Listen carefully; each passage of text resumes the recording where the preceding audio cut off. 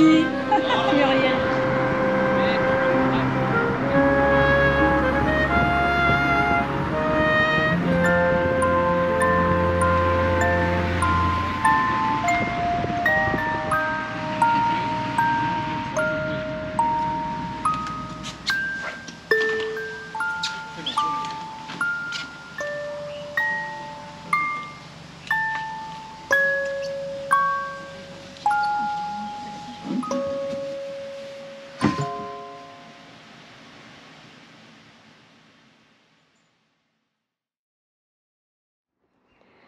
Mardi 2 avril. Après 2 jours de voyage et une bonne nuit de repos, il est 5 h du matin à Taravao et on est prêt à se mettre au travail. On a fait le tour de Jade, pas de mauvaise surprise, pas de moisis à l'intérieur, pas de rats, pas de cafards. On avait mis des pièges pour tout ça. Donc, bonne nouvelle. Il faut dire aussi que Muriel, qui est venue nous chercher hier à l'avion, a passé toutes les semaines, vérifier que tout allait bien, mettre en route le déshumidificateur, aérer et puis faire tourner un peu le moteur et le groupe de temps en temps. Donc, ça a porté ses fruits. Donc, le gros du boulot, en plus de beaucoup de rangements forcément, et de ménage, ça va être l'extérieur parce que le pont est bien vert. Heureusement, on avait rentré ce qui craignait le plus à l'extérieur. On avait bâché l'annexe à l'avant du bateau. Et puis, après notre petit détour en Nouvelle-Zélande, on a vu que la table extérieure et les barres à roues, au bout d'1 mois seulement d'absence, avaient déjà bien pris le moisi. Donc ça, on l'avait mis à l'intérieur à l'abri et on a bien fait. Parce qu'ici à Taravao, le climat est très humide. Certaines mauvaises langues parlent du pot de chambre de la Polynésie. C'est peut-être vrai, mais c'est surtout un super trou à cyclone. C'est pour ça qu'on avait choisi cet endroit. Et d'ailleurs, début février, en notre absence, il y a eu une bonne tempête tropicale, la tempête Nat. Ça a pas mal soufflé sur le nord de Tahiti, sur Moorea notamment. Il a énormément plu. Mais ici à Taravao, ils avaient renforcé l'amarrage des bateaux, bien tout préparé. Et au final, il a pas soufflé tant de vent que ça. Muriel nous a dit il y a eu quelques heures à 25 nœuds de vent dans la baie, mais c'est tout. Alors bonjour papa, bonjour maman, c'est votre petite Jade depuis Tahiti. Donc tout va bien pour moi, rassurez-vous. Voilà, mais vous me manquez quand même. À très vite. Donc voilà, on retrouve notre Jadounette et puis maintenant on va se mettre au boulot.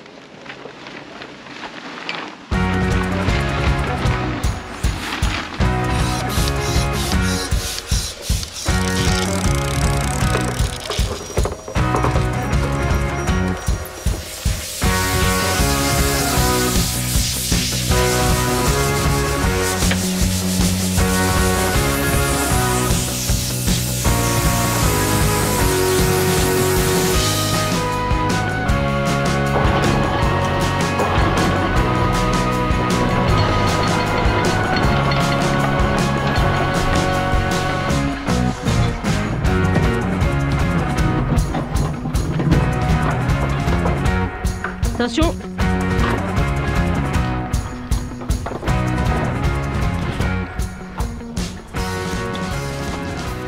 Donc là, on a sorti l'intégralité des 120 mètres de chaîne, donc en petits tas tout autour.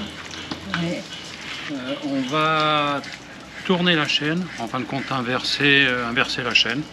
Ce qui était accroché à l'ancre sera accroché au bateau avec un bout de sécurité. C'est pas accroché avec une manille, hein, c'est une petite cordelette que l'on peut couper facilement. Et puis ce qui était accroché avant au fond du bateau sera accroché à la nouvelle ancre qu'on a achetée, qui est encore ici sous blister. On avait une ancre de 35 kg qui était un peu juste. On n'a jamais dérapé. C'est une spade, c'est des bonnes ancres, c'est peut-être ce qui se fait de meilleur actuellement. On n'a pas On n'a pas d'action chez Spad, mais c'est une bonne ancre, on n'a jamais dérapé. On en a pris une de 45 kg et on va garder la 35 kg en spare. Vu notre programme, on préférait assurer ça. Bah, en tournant la chaîne, on va raccourcir de 4 ou 5 maillons parce que les maillons là qui étaient au fond de la baille de mouillage sont un peu rouillés. Bon, ça pourrait faire l'affaire, mais enfin on a 120 mètres de chaîne, on va perdre 15 cm, c'est pas très grave. Et comme ça on repart sur un mouillage qui est comme neuf en fin de compte, parce qu'il y a toute une partie de la chaîne dont on ne s'est jamais servi. On mouille en général par aller entre 5 et 10 mètres. Donc même en mettant 5 fois la longueur ou 7 fois la longueur, on n'a jamais sorti 120 mètres de chaîne.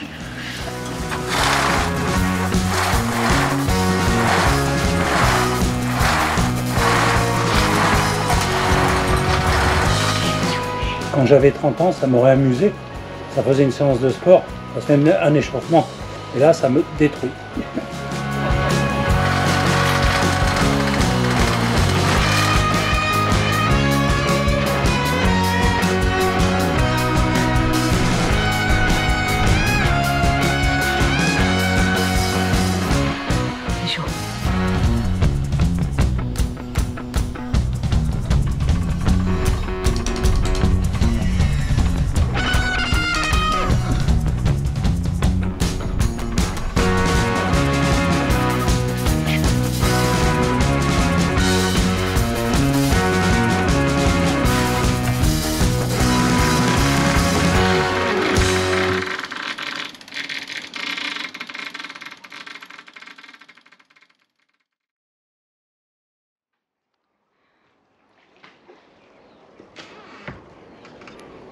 Aujourd'hui c'est journée off, on a bien avancé et on va aller se faire une petite marche à 3 km d'ici, la vallée de Titaaviri. Nos copains Laurence et Manu nous embarquent en voiture. Ça va faire du bien de se dégourdir un peu les jambes.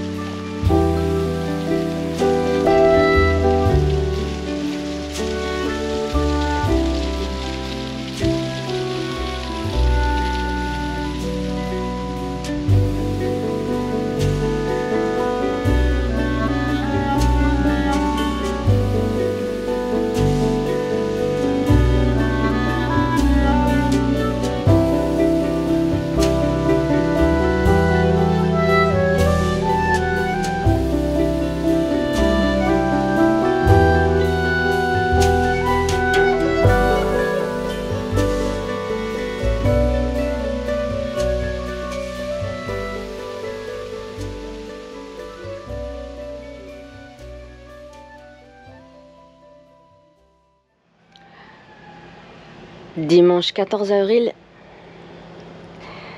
c'est notre dernière soirée à la marinade de Taravao. Donc en 2 semaines, on a fait tout ce qu'on voulait faire à part une chose importante, c'est qu'on n'a pas pu sortir Jade de l'eau. Donc il est content de se mettre dans la bonne eau propre de la marina. Ah.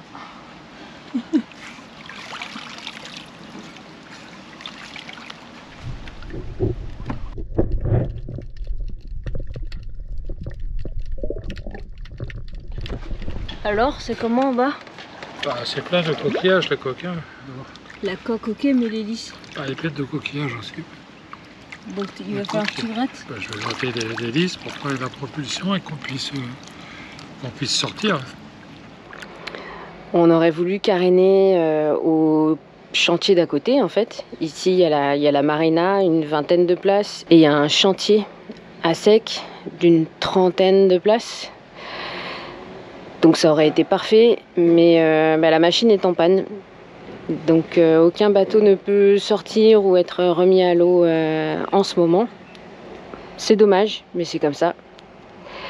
Jade n'aurait pas d'étain parmi tous les bateaux en alu que compte ce petit chantier. Même si elle a une coque en alu un peu particulière et qu'aucun d'entre eux n'est fichu comme elle, exactement. Petite explication à Tara, à côté de Lyon, où on est allé il y a 3 mois à peu près.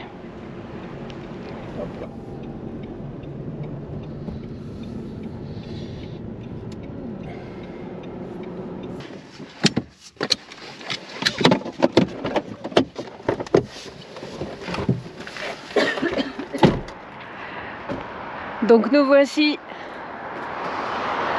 là où Jade a vu le jour il y a 15 ans maintenant. Là où sa coque a vu le jour, plus exactement.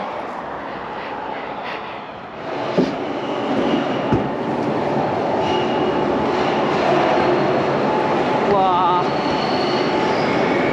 Donc c'est les mêmes installations que quand Jade a été créée il y a 15 ans, ou ça a beaucoup changé, tu crois? Je crois que ça n'a pas beaucoup bougé depuis 1960. D'accord.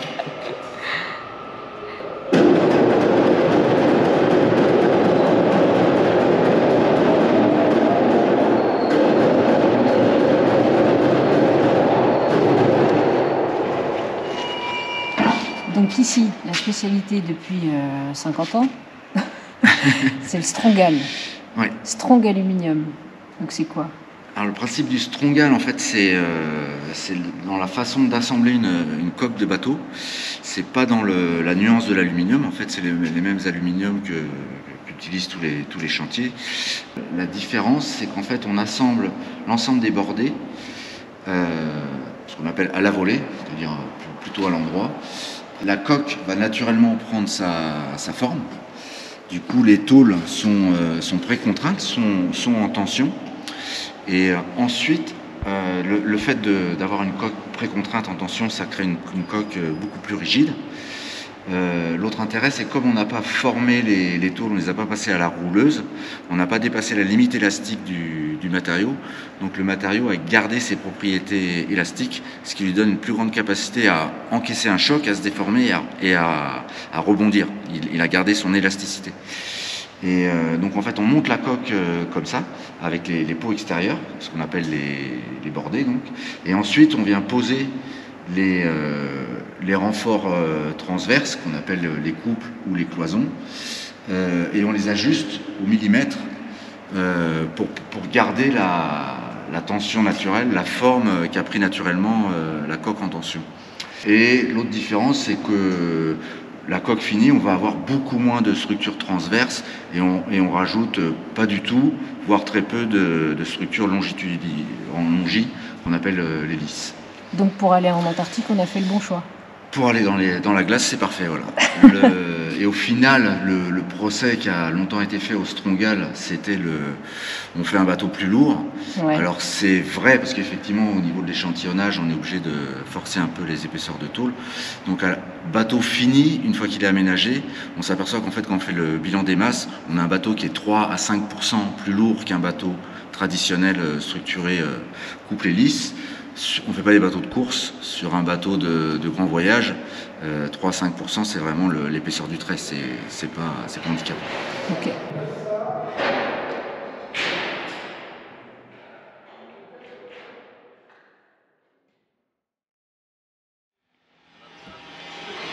« 15 avril, il est 11h25 et Jade flotte. Ah, ça paraît bateau dit comme ça, mais à marée basse on flotte pas. On est posé dans la vase. La place fait à peu près 2 mètres de profondeur. Donc c'est juste. On attend juste un feu vert. C'est celui du frigoriste qui doit passer checker sa réparation d'il y a quelques jours. On n'avait plus de frigo depuis depuis notre retour. Bon, a priori ça marche bien, donc ça devrait coller. Et cet après-midi, donc on fait une navigation de 200 mètres pour aller se mettre au mouillage et gratter. Après, ouais. Et demain, papete.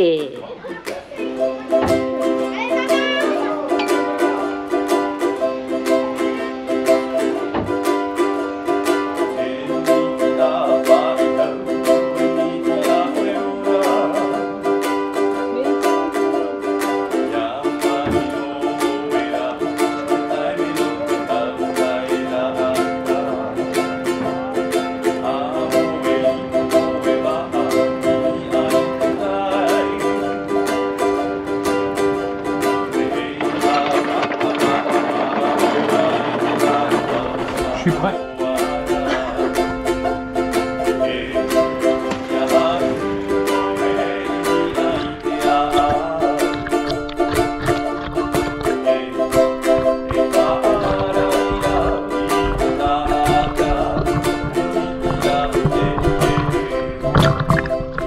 On n'est pas sorti de l'auberge.